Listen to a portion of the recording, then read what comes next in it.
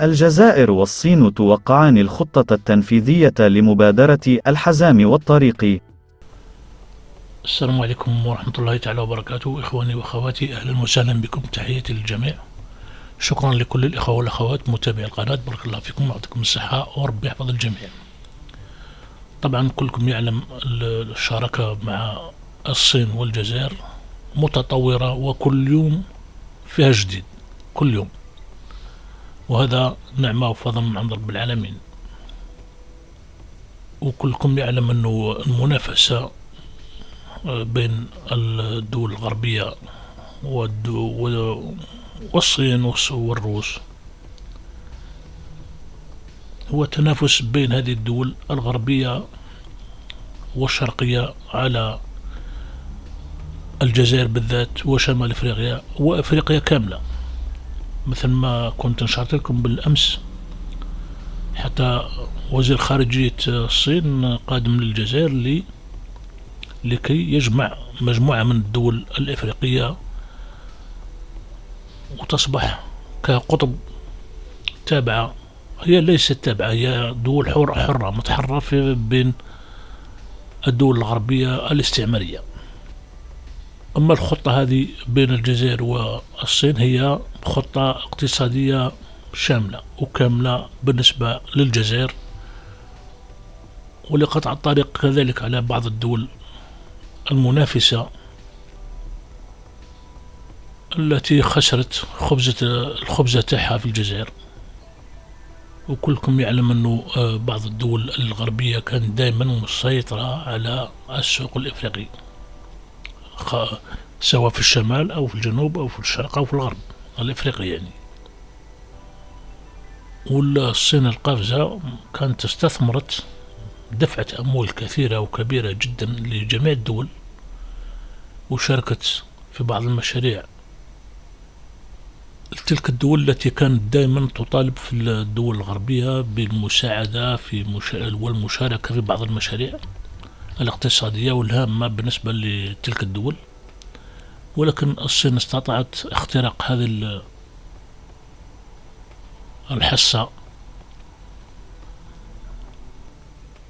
الاقتصادية، ولهذا أصبحت الصين في المكان التي توجد فيها اليوم، منافس قوي جدا، وممكن تتم السيطرة على العالم من طرف الصين في خلال السنوات القليلة القادمة.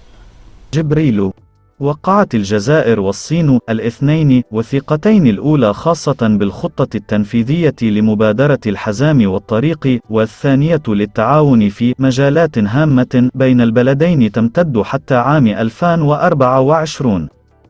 جاء ذلك في بيان صدر عن وزارة الخارجية الجزائرية. وقال البيان: وقع وزير الشؤون الخارجية والجالية الوطنية بالخارج رمضان لعمامرة ورئيس اللجنة الوطنية للتنمية والإصلاح بالصين خو ليفانغ عن بعد على الخطة التنفيذية للبناء المشترك لمبادرة الحزام والطريق والخطة الثلاثية للتعاون في المجالات الهامة 2022 إلى 2024. وأضاف أن الخطة التنفيذية لمبادرة الحزام والطريقة تعد لبنة أخرى من أجل تعميق وتثمين أكبر للتعاون في إطار المبادرة التي انضمت إليها البلاد في 2018.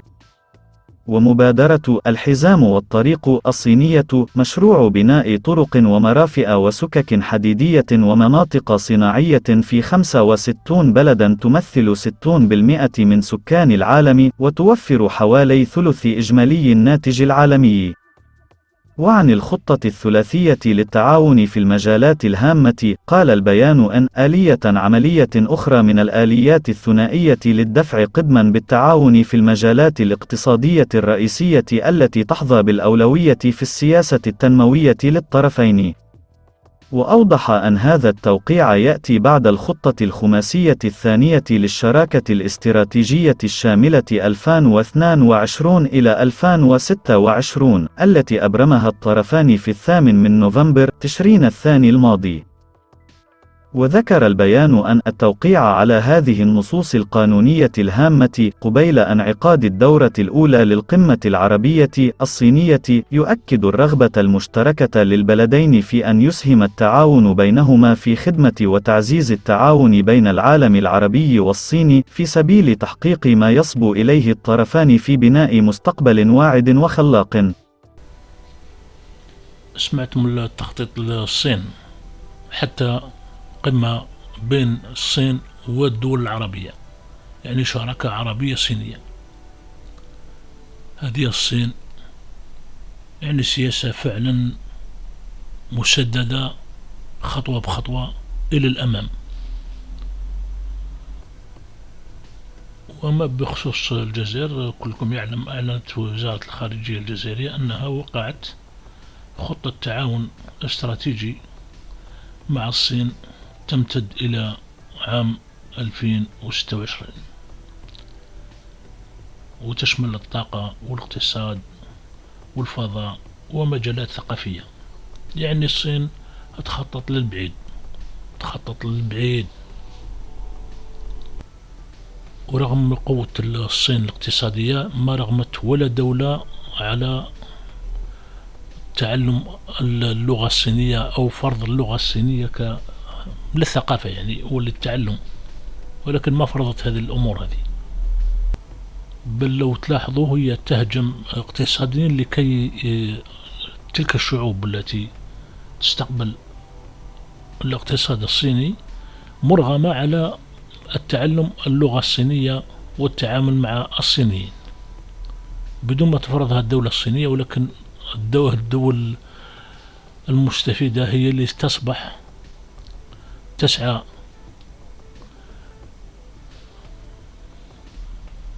للتعلم اللغة الصينية.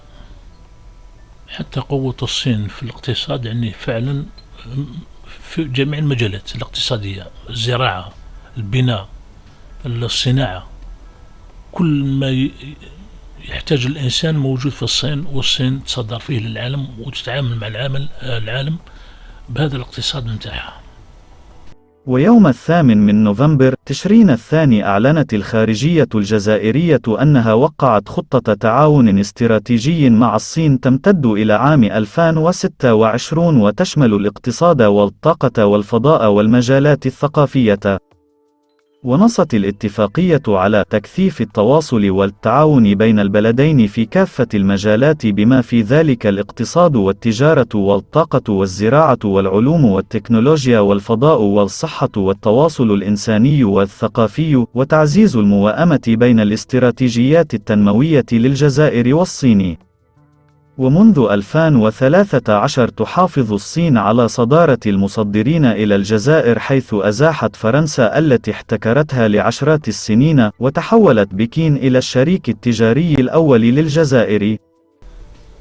الغريب في الأمر جميع دول العالم والمحللين الاقتصاديين عارفين أن الصين هجمت هجوم كاسح ضد الغرب، بالذات في أمريكا كانت منافسة على إفريقيا، وحتى روسيا والصين تقاسموا كعكة إفريقيا وطارت الدول الغربية منها.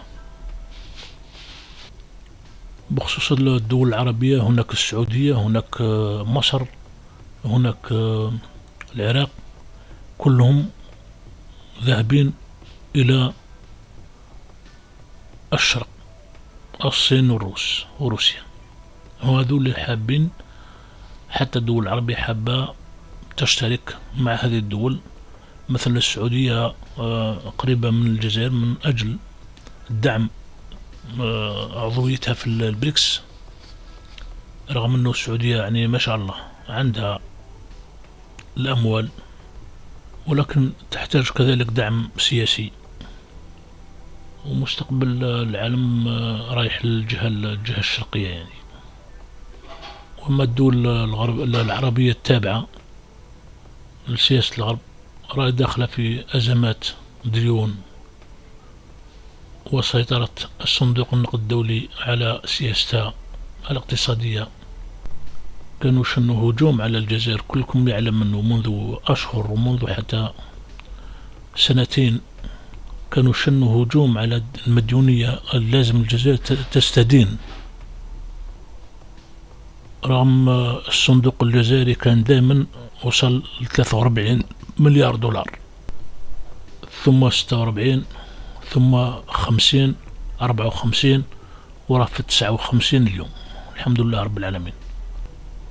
يعني حلم صندوق النقد الدولي طار، والجزائر من المستحيل ترجع للصندوق النقد الدولي، لأنه هو اللي تسبب في خراب الجزائر وحتى بالعشرية السوداء.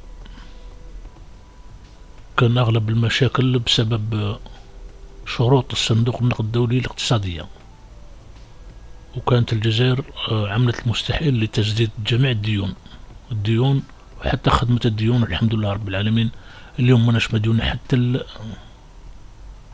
الأحد. والسلام عليكم ورحمة الله تعالى وبركاته. إخواني وأخواتي، نتمنى نكون ما طولش عليكم، ولكن للفائدة لازم الصبر. نهاركم سعيد ومبارك إن شاء الله.